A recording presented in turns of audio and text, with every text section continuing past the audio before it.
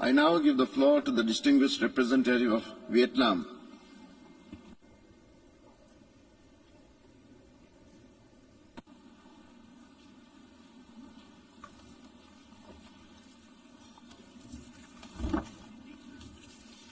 Mr. President, Mr. Secretary General, Excellencies, more than 70 years ago, the founders of the United Nations instilled into the Charter their hope and aspiration to save succeeding generations from the scourge of war. They enshrined in the Charter the fundamental principles which have become the foundation for contemporary international law and friendly relations and cooperation among nations. However, actions not in line with these principles continue to pose serious threats to international peace and security and development of nations and the people. They challenge the very relevance and legitimacy of the United Nations. For a number of times, our nation's own history of enduring war have shown that too often wars and conflicts until today stem from obsolete doctrines of power politics, the ambition of domination and the imposition and the use of force in settling international disputes. A number of them are associated with historical legacies, misperception, and misunderstanding. Vietnam understands firsthand that once broken out, wars and conflicts only cause enormous suffering to human beings and grave consequences for many aspects of the life of nations directly involved as well as of others. Against this backdrop, Vietnam has time and again underscored the importance of respect for international law and the UN Charter.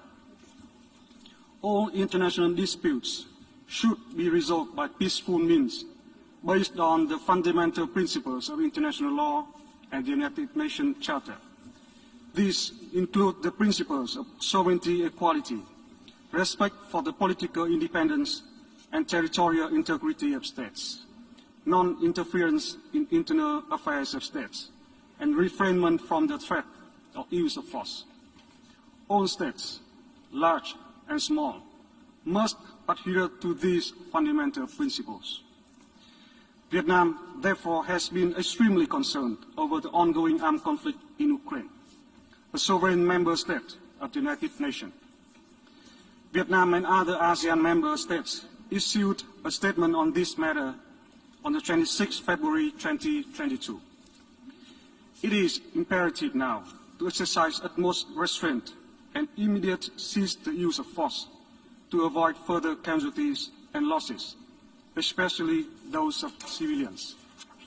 We call on all concerned parties to de-escalate tension, resume dialogue and negotiation through all channels, with a view to achieving long-term solutions that take into consideration the interest and concern of all parties.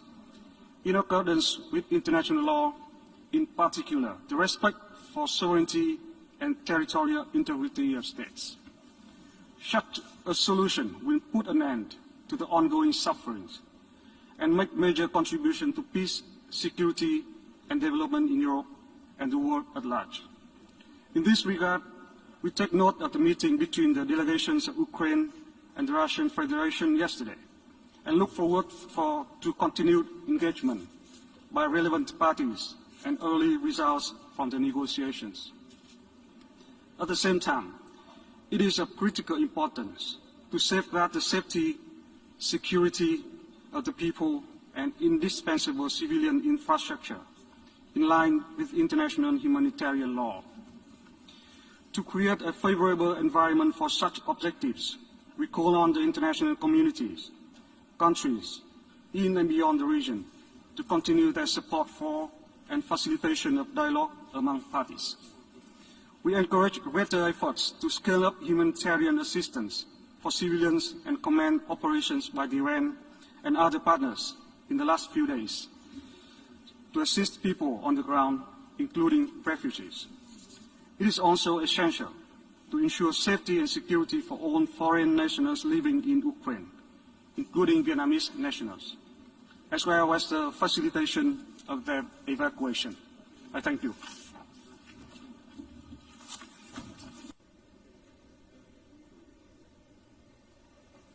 I thank the distinguished representative of Vietnam